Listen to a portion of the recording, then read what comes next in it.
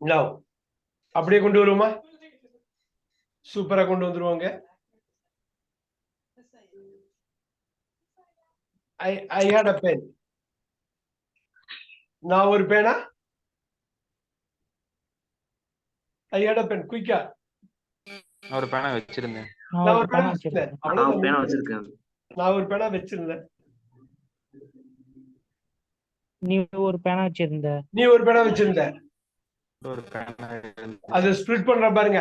அந்த ஸ்பிளிட் பண்றதுனால என்ன விஷயம் வருதுங்கிறது தான் இந்த கிளாஸோட மைய கருத்து.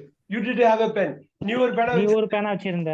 நீ ஒரு பேனா வச்சில்ல. நீ ஒரு பேனா வச்சில்ல. நீ அப்ப வச்சில்ல.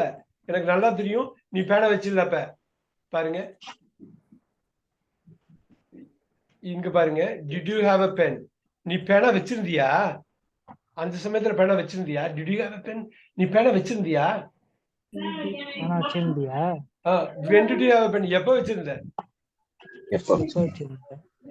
எங்க வச்சிருந்த? ஏன் வச்சிருந்த? எப்படி வச்சிருந்த? அப்பாடா, நீங்க என்ன பேசி கேள்வி கேட்டாலும் பதில் சொன்னாலும் அவங்க இத சொல்லுவாங்க. அதாவது 5 இதை எழுதிக்கிங்க, இதை ஞாபகம் வச்சுங்க. பேசுறதுக்கு 5 wives, right? 1 husband. ஞாபகம் வச்சுக்கோங்க. இது ஒரு வார்த்தைக்கா சொல்லுவாங்க. அது வெஸ்டர்ன் இதுல சொல்லுவாங்க. நம்ம அதிகம் யூஸ் பண்ணாத வார்த்தை 5 wives சொன்னது. இது என்ன எப்படின்னா வாட், வென், ஒய்,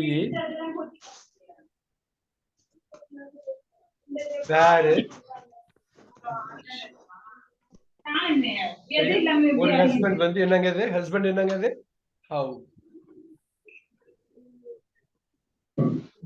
எங்க நீங்க பேச்சு எங்கெல்லாம் கிரியேட்டிவா பேசணும்னு நினைக்கிறப்பயோ இதை நீங்க ஞாபகம் வச்சுக்கிட்டீங்கன்னா இதுக்குரிய ஆன்சரை கொடுத்துக்கிட்டே இருந்தீங்கன்னாக்கா உங்களுக்கு கான்டென்ட் ஜென்ரேட் ஆகிட்டே இருக்கும். கான்டென்ட் ஒரு பிளாங்கா தான் இந்த ஒர்க் ஷீட், இந்த எக்ஸல் ஷீட்டை நம்ம பண்ணோம். What, when, why, where, which, ஹவுன்னு நீங்க ஆட் பண்ணிக்கிட்டே போகலாம். சில வாட்டி 5 ஒய்ஃப் இருப்பாங்க, சில வாட்டி 4 ஒய்ஃப் இருப்பாங்க, சில வாட்டி 3 இருப்பாங்க. ஆனா மினிமம் 3 இருப்பாங்க எல்லாத்துக்குமே, ரைட்? ஹவ் நீங்க யூஸ் பண்ணிக்கலாம். ஹவ் ஜென்ரலாவே நீங்க போட்டுடலாம், ரைட்? இதுதான் நம்ம கொடுத்தது. இது பண்ணிருக்கோம்.